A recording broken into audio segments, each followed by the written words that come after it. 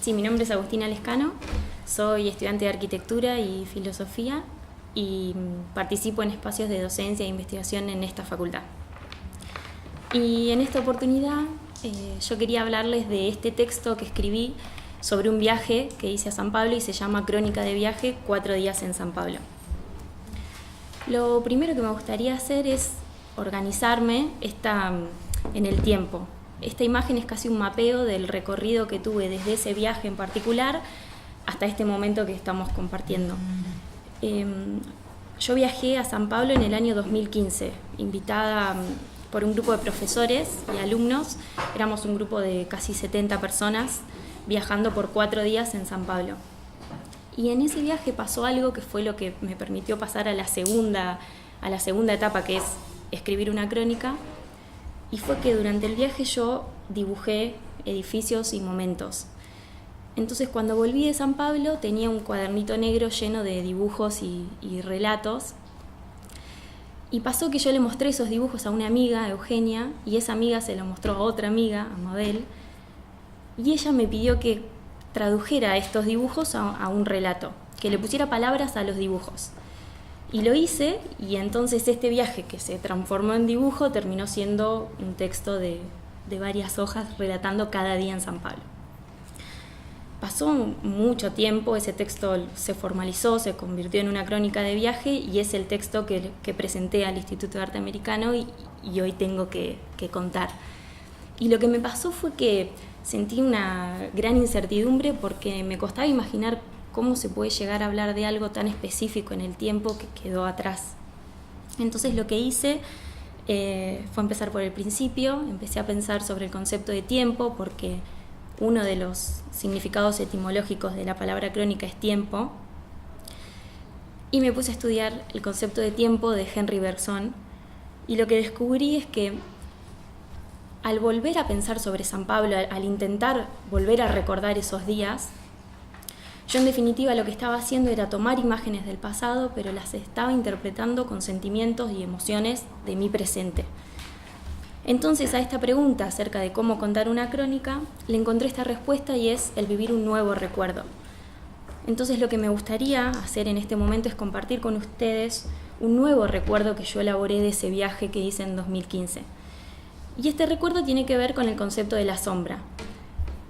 Y lo curioso es que la palabra sombra no estuvo asociada a esos dibujos y a esas memorias de San Pablo, sino hasta hace muy poquito en el que tuve la oportunidad de hacer otro viaje a otro lugar distinto. Este dibujo es del Museo Brasileño de la Escultura de Paulo Mendes da Rocha y lo que me interesó de este día fue el espacio urbano que genera ese gran semicubierto. Éramos muchas personas casi jugando, pasando de un lado al otro de la viga y después simplemente charlando debajo de ese gran espacio semicubierto. Y este es otro ejemplo, es el Museo de Arte de San Pablo de Lina Bobardi. Y en este caso en particular, como se hablaba ayer de que uno cuando viaja confirma y descubre cosas, me pasó que otra amiga, Antonia, me decía que Lina Bobardi le regalaba un espacio de silencio a la ciudad con su arquitectura. Y lo comprobé y descubrí algo más. Cuando nosotros veníamos caminando por la avenida Consolazao, cuando llegábamos a este gran espacio semicubierto, desde los sentidos pude experimentar ese silencio, porque realmente es como si la ciudad se callara por un momento. Y por otro lado era un silencio a nivel formal, porque la ausencia de materia era un vacío que era como una pausa en todo este recorrido que veníamos haciendo y fue un espacio que creo que todos valoramos muchísimo. Entonces lo que me pasó es que tanto en la arquitectura de Lina Bobardi como en la de Paulo Mendes da Rocha, yo me llevé la idea de que ellos con estos semicubiertos le regalan un espacio a la ciudad, que son espacios netamente urbanos. Y en este otro viaje, este es un dibujo del Pompidou en París, de Renzo Piano y Richard Rogers, yo en esta plaza volví a identificar un espacio para la ciudad, pero sin embargo eran muy distintos. Entonces me puse a pensar cuál era la diferencia entre estos dos espacios que estos arquitectos le regalan a la ciudad. Y lo que me di cuenta es que esta plaza es casi un atrio, el edificio se retira y le regala este atrio, a la ciudad, muy distinto a los espacios semicubiertos de Brasil, que eran casi como una cueva. Yo estaba abajo del edificio. Y cuando pude establecer esta comparación, me acordé de algo que nunca había pensado, y era que yo en Brasil, cuando caminaba, por momentos sentía que el sol duele. Y el sol era muy intenso.